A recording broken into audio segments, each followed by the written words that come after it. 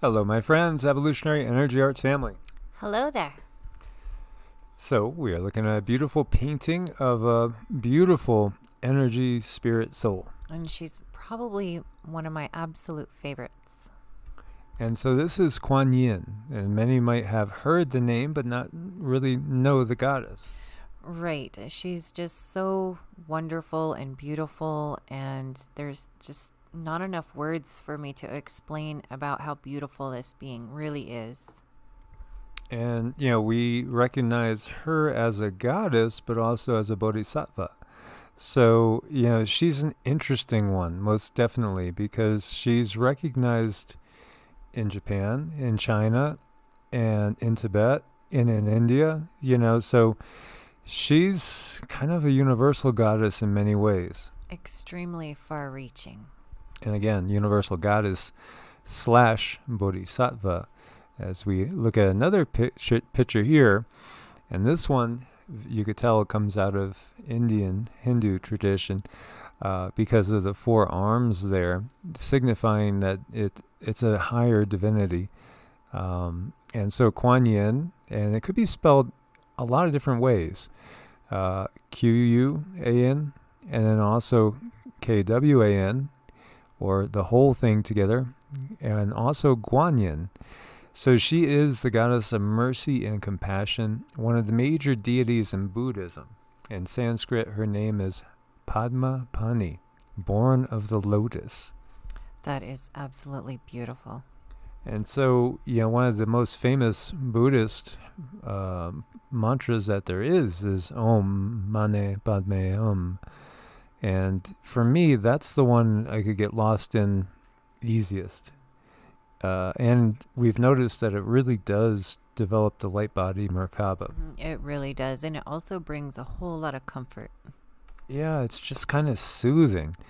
So she's the goddess of mercy, primarily singled out in Buddhist philosophy. Stories and legends about this goddess can be found in many texts where she's called a bodhisattva. Kwan Yin is the symbol of motherhood, virtue, and compassion. Her essence is pure compassion. She is able to feel pain and help ease it to the whole world. She can also help to conceive children, heal a disease, protect in sorrow, and render harmless the spears of an enemy in battle. There are thousands of different incarnations or manifestations of Kwan Yin. Usually she is depicted as barefoot, a gracious woman dressed in white flowing robes. I see her as very white. I see a lot of white around her, don't you? I see a lot of purity there. Yeah, there's definitely a white and a purity. The other thing, she has kind of the energy that I felt as a young boy speaking to Mary. Doing prayers, Christian Catholic prayers to Mary. Well, very comforting, very approachable. Exactly. So, usually seen in flowing white robes with a white hood gracefully draped over the top of the head, carrying a small upturned vase of holy dew. She stands tall and slender. She may also be depicted seated on an elephant, standing on a fish, nursing a baby, holding a basket.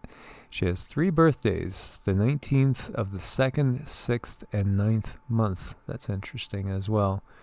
And now there you're looking at a very, very high form. Now again, when you look at these things and you see the multiple arms, think about the arms kind of representing densities or dimensions. The more arms, the higher up the totem pole, kind of, so to speak. Yes, so for those who don't know. And she graciously appears in our lives when it is time to cherish and nurture our wholeness through compassion. And Buddhism is all about compassion. She basically teaches us how to be compassionate not only to others, but to ourselves.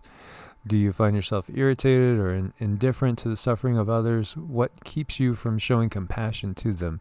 Have you ever hurt others in order to avenge your pain? Do you fear that you will hurt if you open your heart to others? If so, it's time to awaken Kwan Yin energy inside you. Kwan Yin teaches us that the way to ease your suffering is to develop compassion for yourself.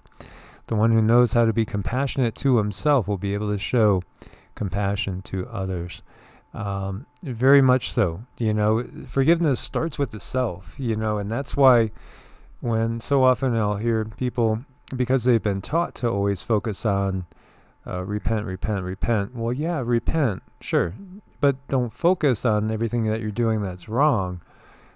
Cultivate the good. Find the love. Look for the good in things and build on that. And drive the compassion through there. Well, when we focus on the problem gets bigger. When we focus on a solution, the solution gets bigger. And she's a wonderful solution. She is. And so here we see Kwan Yin Avalokiteshvara, which is, again, it's a bodhisattva. And a bodhisattva is basically, you have these beings that can do the ultimate thing, the ultimate step. They can go and merge back into the oneness of God, Prime Creator, Source. But they don't, because they stop just shy, because they want to help us, every single one of us, get up to the same level.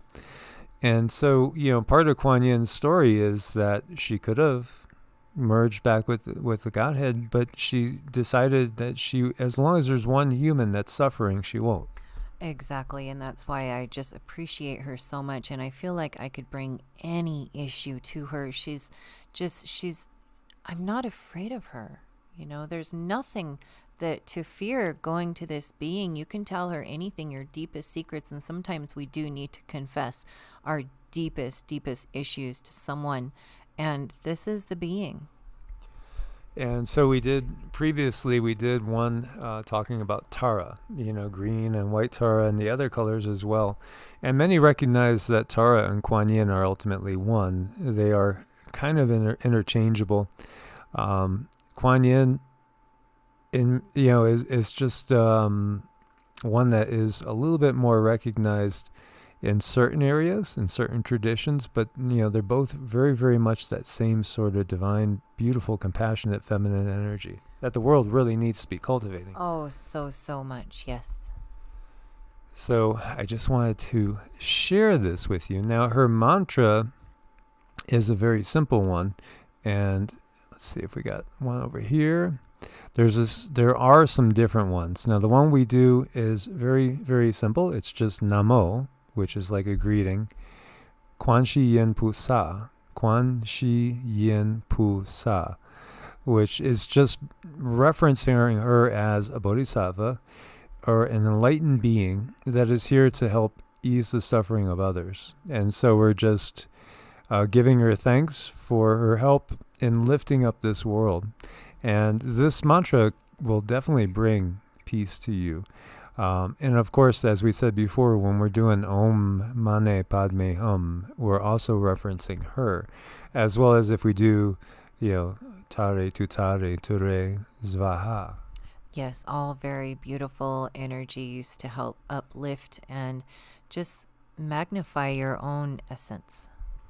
So I'll have all these links for you guys. And, I hope that you'll embrace the energies and see what they do to you.